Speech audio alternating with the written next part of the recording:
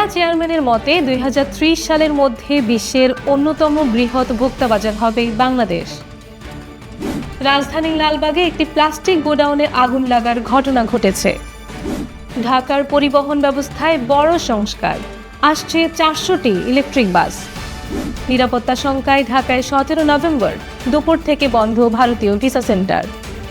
এনসিপির মনোনয়ন পেলেন জুলাই আন্দোলনের আহত সেই খোকন বর্মন। নিরাপত্তা বাহিনীর চোখে ধুলো দিয়ে পালালেন হাদির হত্যা চেষ্টাকারী। হাদির হামলাকারীকে ধরিয়ে দিতে পারলে 50 লাখ টাকা পুরস্কার ঘোষণা। 3000 কোটি টাকা আত্মসাৎ। এস আলম সহ 68 জনের নামে দুদকের মামলা। নির্বাচনের পর ঢাকায় দূতাবাস খুলবে আজারবাইজান।